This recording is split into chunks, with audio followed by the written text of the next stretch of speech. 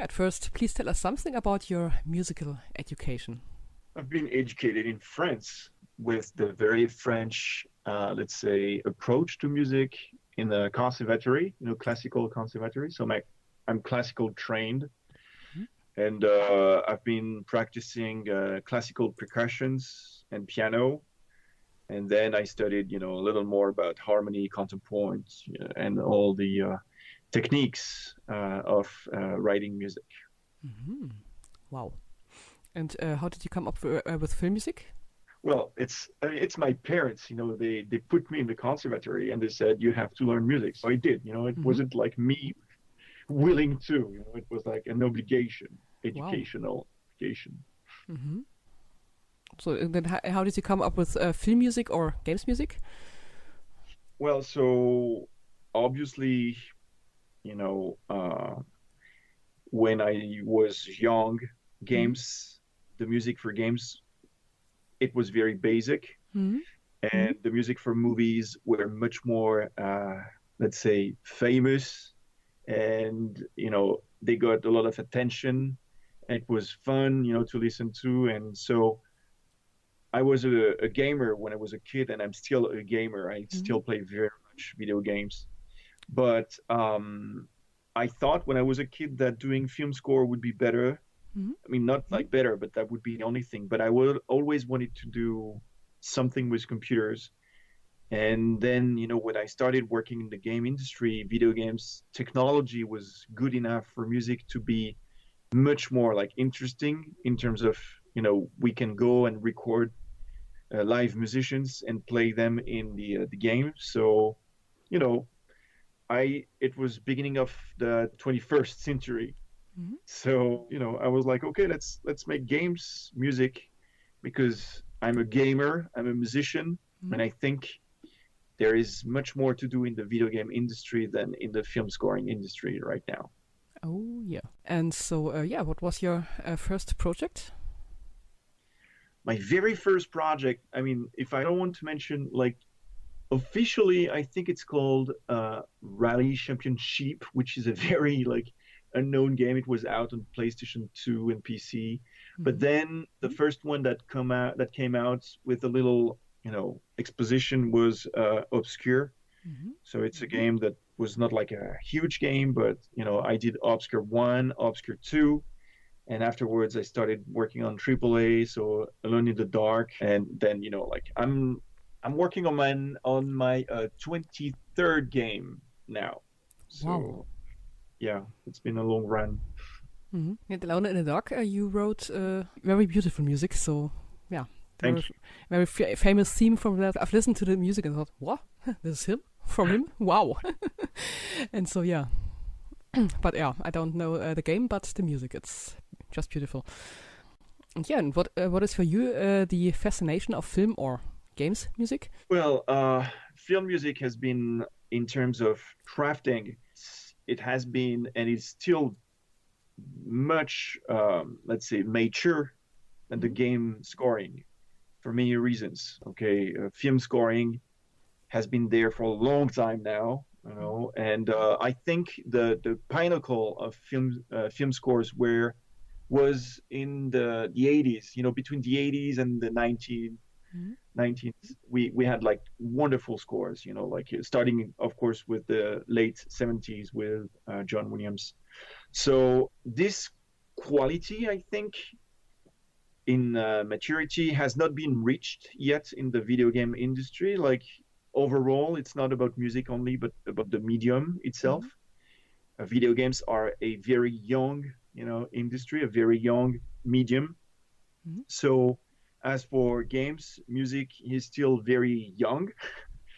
And although a lot of people, would think that video game music should be as it is right now, meaning mostly, like a film scoring, I do believe that music for games can be much, much bigger, like broader and much more different than film scoring. And I think it's much more interesting in working in the video game, like scoring, than film scoring nowadays.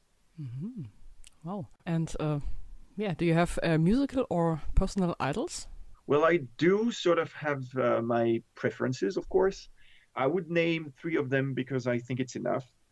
I would start with Dmitri Shostakovich, who was a Russian composer, and I really enjoyed his music for many reasons. But the very first one is that when I hear his music, it feels like he talks to me, so I get a connection.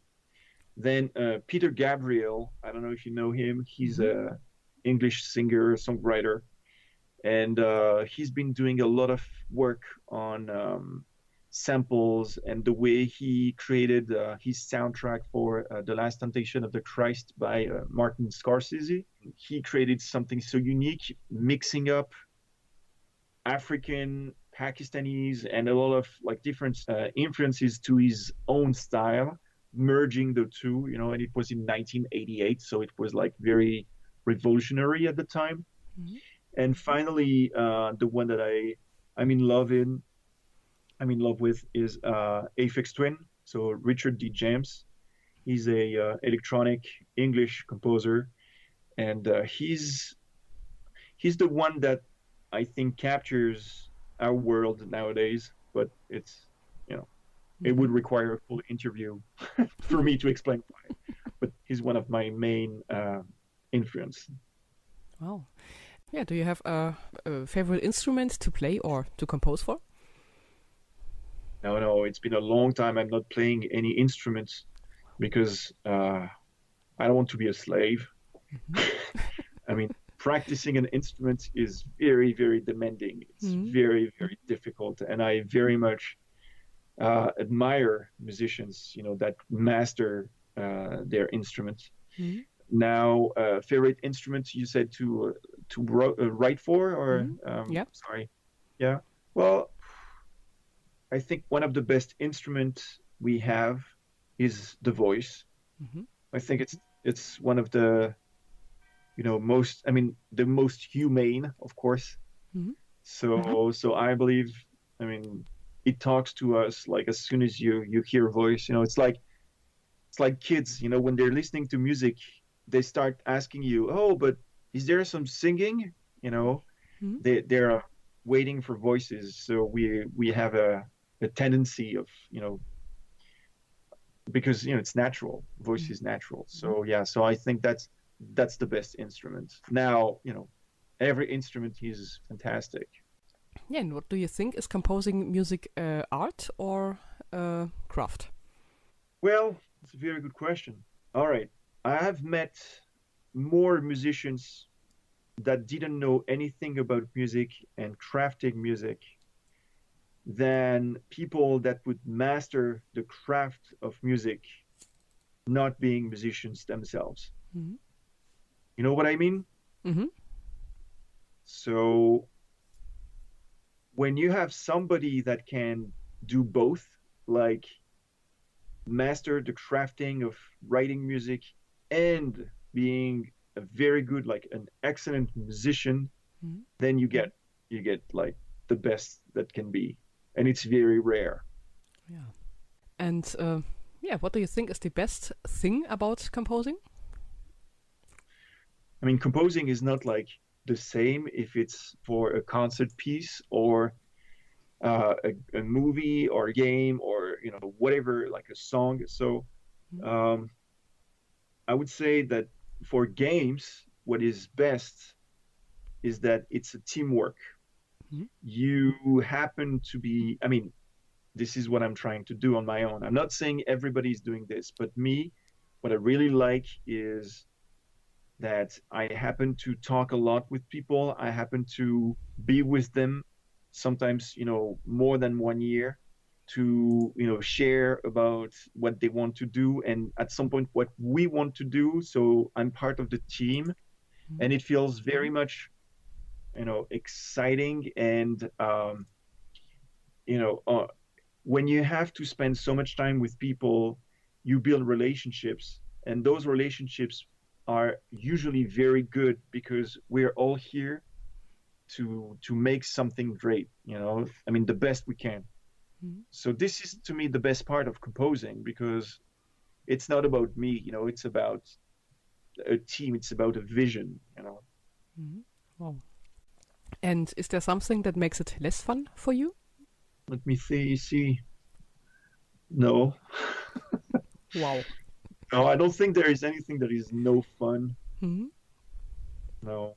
I mean, of course there are constraints and, there are things that are maybe not less fun, but more, let's say, difficult. Mm-hmm. But it's always fun. I'm not like Mozart or I don't know, Stravinsky or you know what I mean? Like Mm-hmm. I'm an entertainer and I'm composing music for that. I want to entertain. Okay. So if I don't have fun doing it, how can I create fun, like entertainment for Mm-hmm. people? You know what I mean? Yeah. So it's always fun. Wow. Great. Yeah, it's always interesting to know how our composer works in order to get the finished score at the end. So how are your work steps? What to start with and what to do afterwards? Well, basically, just bear in mind that the answer I'm going to give you is very personal. Mm-hmm. And if you ask this question to every composer, you're going to get a unique answer. Okay. So me, the way I work is, as I said, very close to the team. Mm-hmm. And for games, what people don't usually get, and I'm not saying like the general public, but the developers and the composers, is that in order to write music for video games, you need to understand what is the game about. And I'm not talking about the story, I'm not talking about the characters or whatever. Mm-hmm. I'm talking about what makes a video game a game, Mm-hmm. and basically it's the gameplay. Few people know in the general public like gameplay, but it's a very important word because this is through the gameplay that players will experience the game.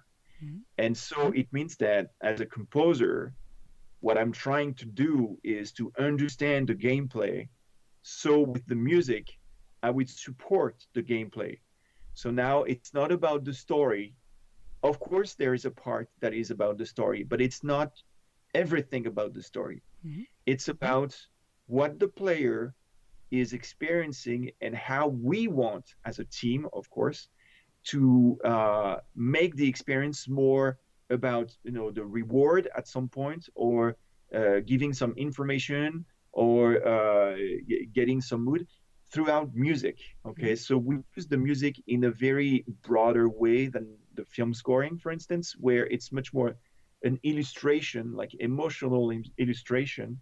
In the video game industry, in the video game field, you have, of course, the emotional illustration plus, and this is very important, plus the function of the music, what we want the music to do onto the players. And this is a brand new approach. I mean, I'm one of the we're very few in the world right now to work that way. But the new generation of composers, like the youngest, are of course gamers as well, and they understand what we're doing. And I'm pretty sure in about 10 years, everybody will speak the way that I'm speaking right now, not in the same way, but at least, with the same goal, meaning that it's about the players. So you try to, don't work with loops, so the same music in some scenes or something? Yes, that's exactly it. I mean, as you may know, games are very much longer than movies, and you don't want the music to get on your nerves, Yeah. So how do you do this? So you have like a lot of solutions. One of them, which is the one that most are using, is let's make a very inoffensive background music that will loop but will never, get noticed by players. Okay, so that's one way of doing it. I'm not sure that's the solution, in terms of, for every situations. Yet this is what people do extensively.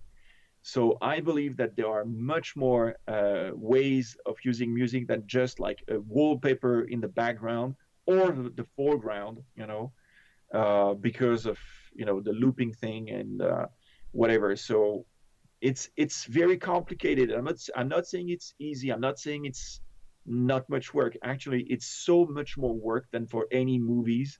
It's like walking in a park Mm-hmm. when you do a film scoring after doing a game scoring the way I do it.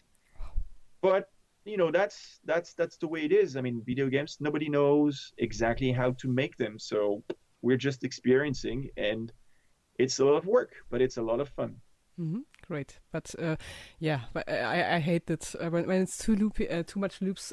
Because yeah, when then the first thing I do in a game is turn off the music, because every time in a battle the same kind of music. Oh, no, but a few games doesn't have this, and so yeah, I'm very happy about music that doesn't loop too much. So how much time do you get to compose for a game? Well, it depends on the games, and it Mm-hmm. depends of the complexity of my work. And also, you need to understand that time is not as the same as in movies. Mm-hmm. It's not like, oh, we get like a cut or a final cut that is nowadays in the movies industry. I mean, it's not happening anymore. They change everything all the time, so it's complicated to make a score Mm-hmm. as it was.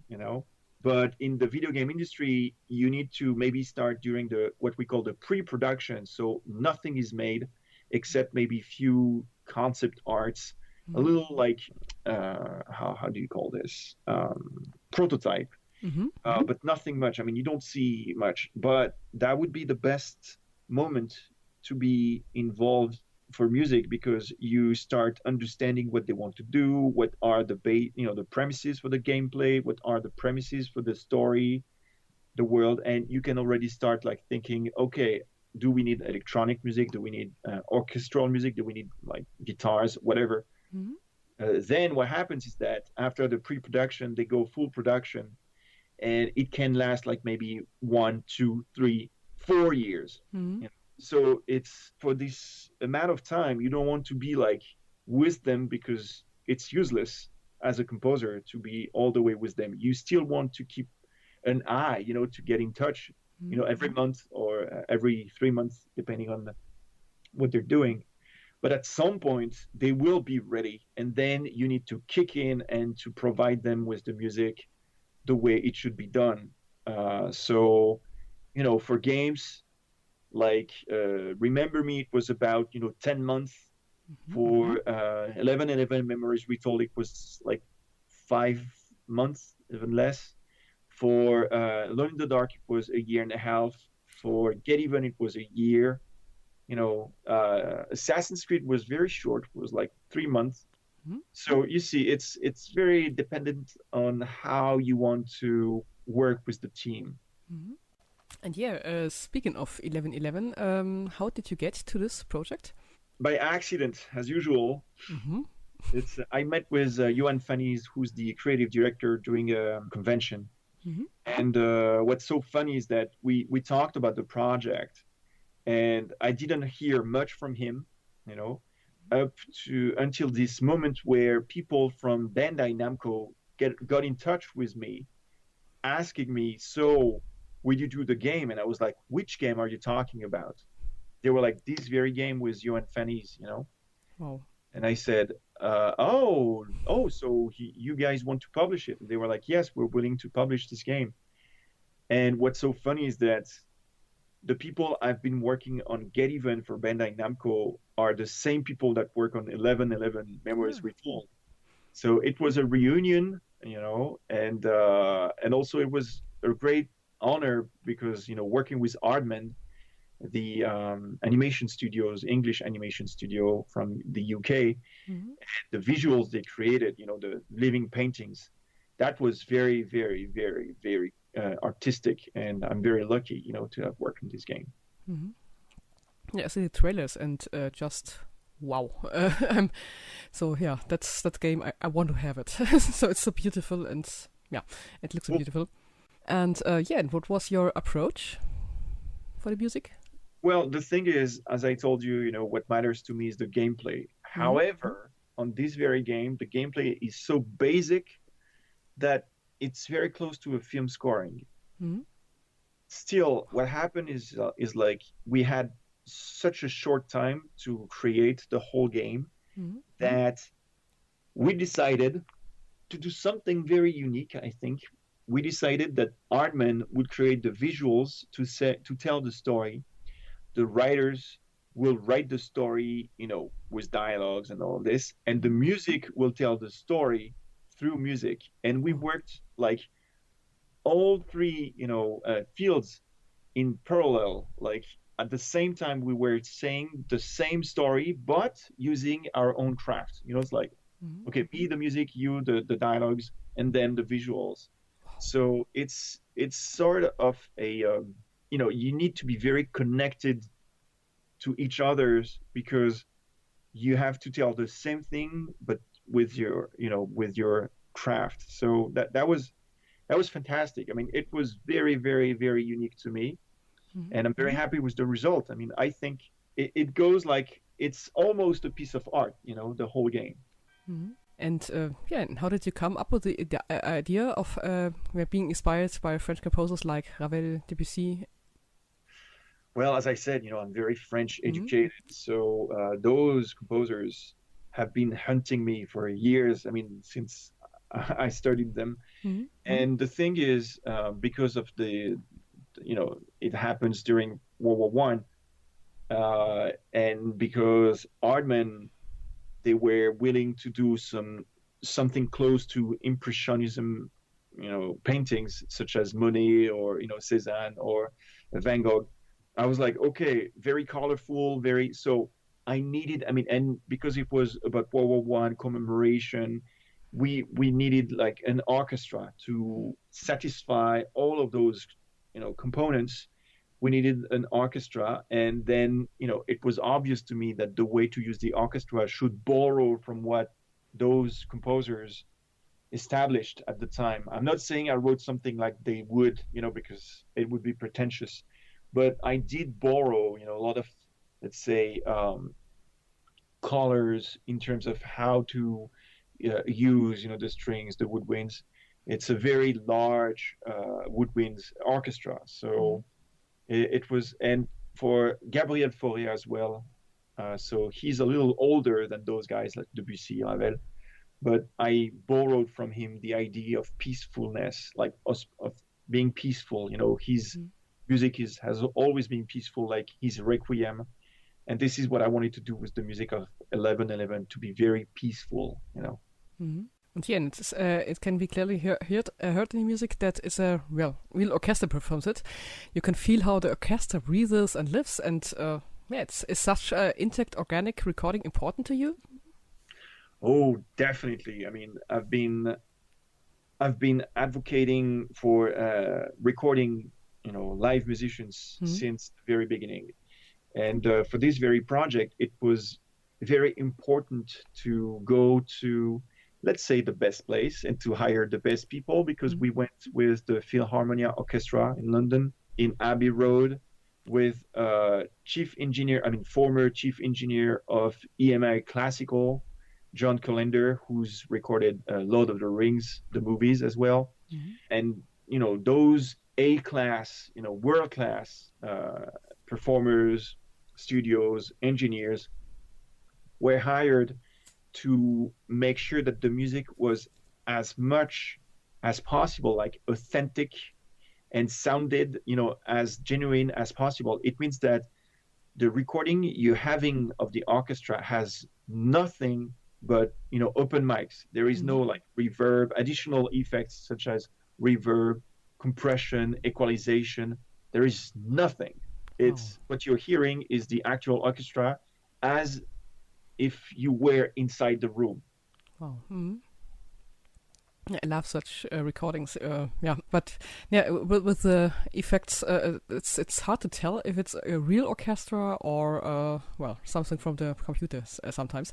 So I love this when you hear that the breezes and other sounds. So it's great.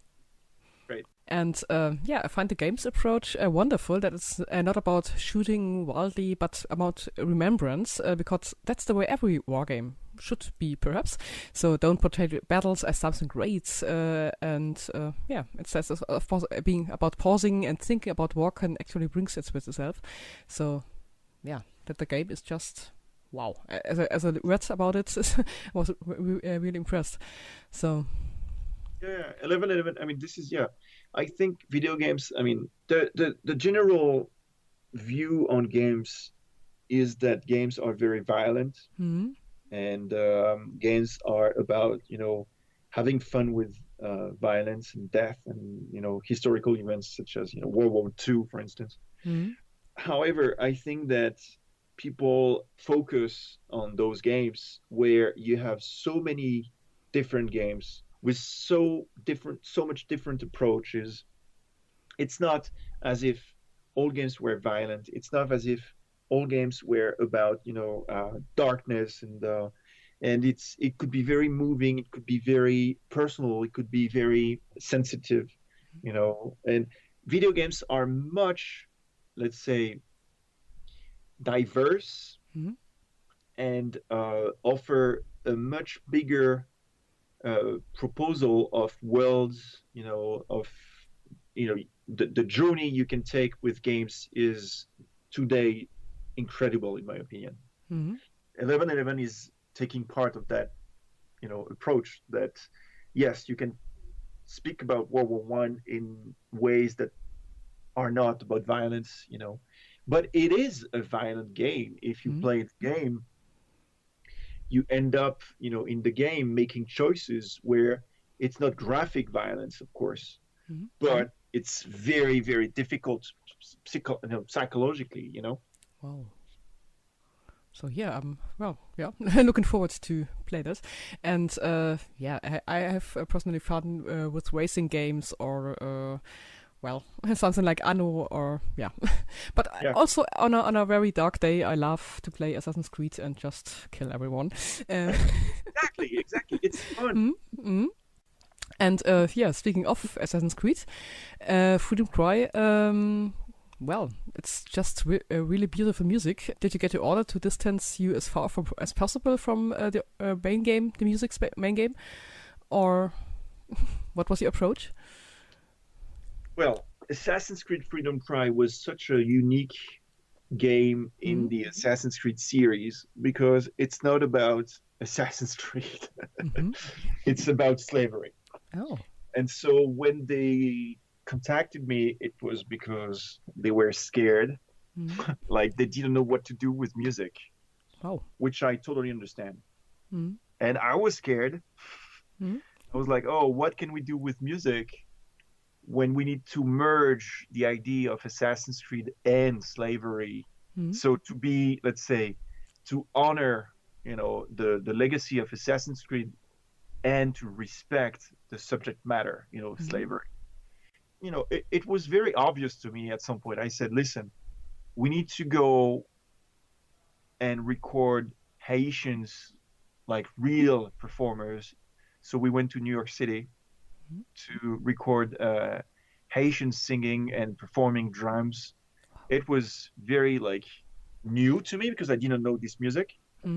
And I said, okay, now that we recorded this, what I'm going to do is I'm going to write the music for the game accordingly to what the Haitians made.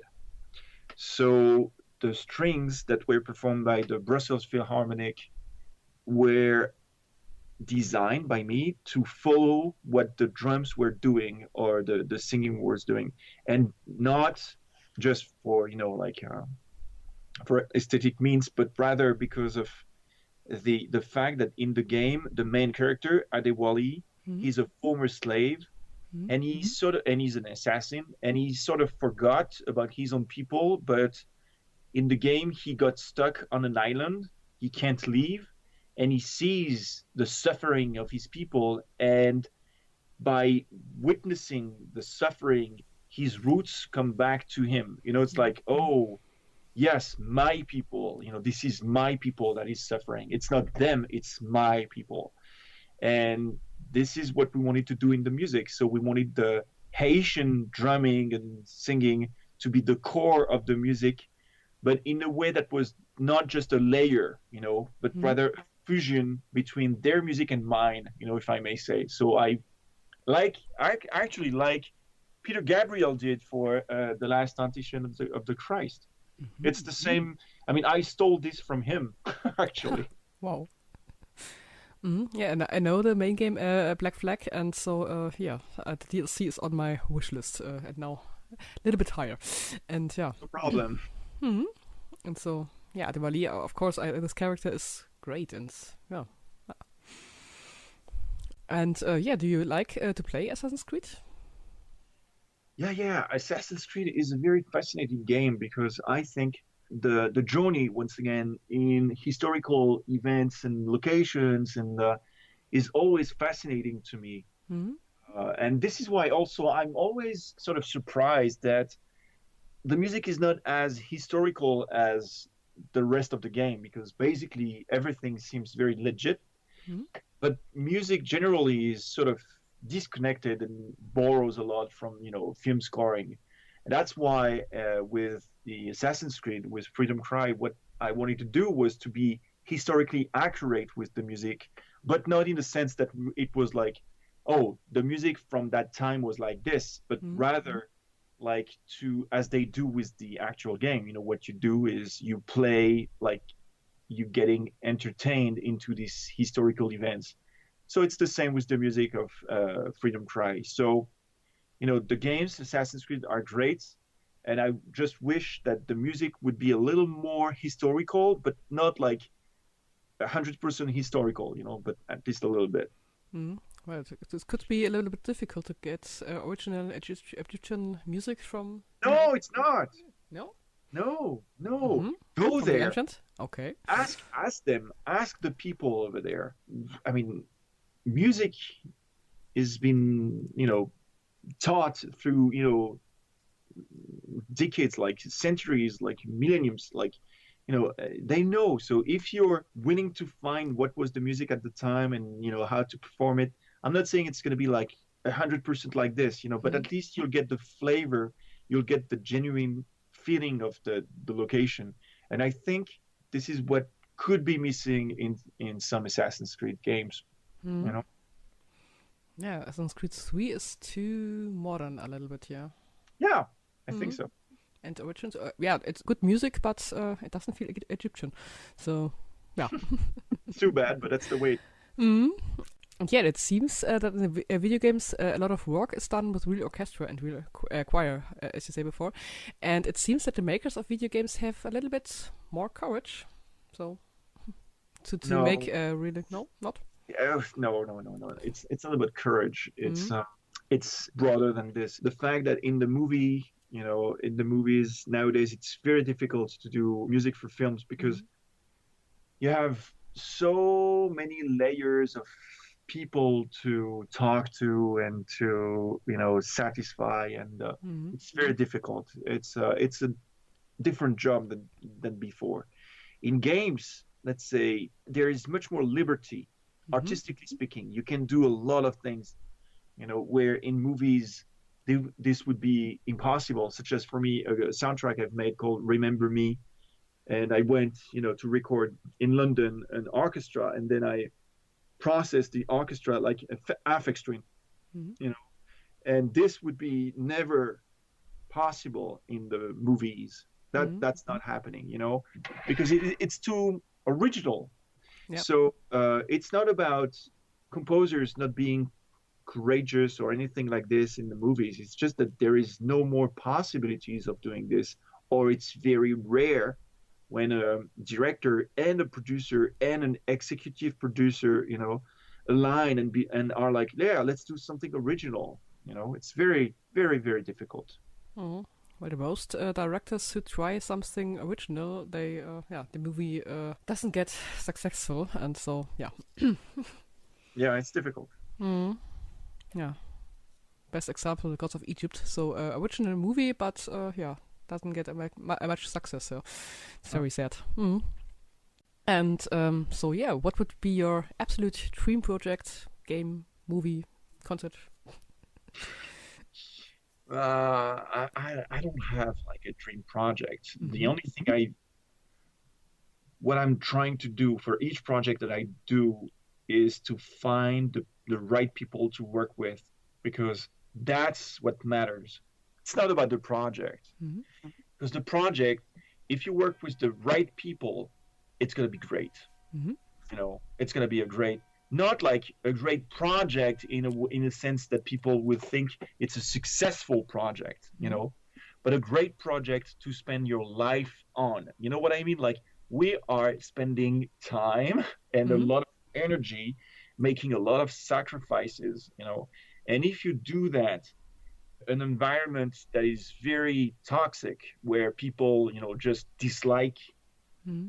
talking with you or you don't like working with them or I don't know something that is not sustainable on the human relationship, then that it isn't worth working, in my opinion. So the dream project, I've been lucky enough so far to have been working with such great people throughout all the projects that I've been through. So I couldn't dream better than this.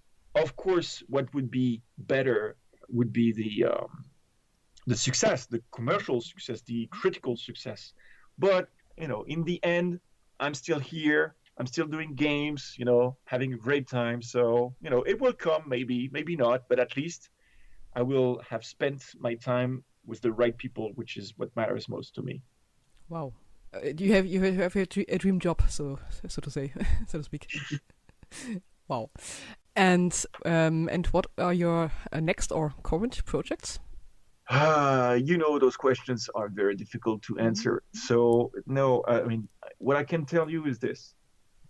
I'm working on 3 games now for 2019, Mm-hmm. one movie for 2012, and a AAA game for 2012. That's the only thing I can tell you. Mm-hmm. Okay, so I ask you again in 2 years. Well, Mm-hmm. in a few months, I'll be announcing the first game, then another game, then another game. It's the way it is. Mm-hmm. Yep, I know. And so yeah, almost at the end, I'll call 5 terms, and you tell me just briefly what comes to your mind. Music. Oh my God.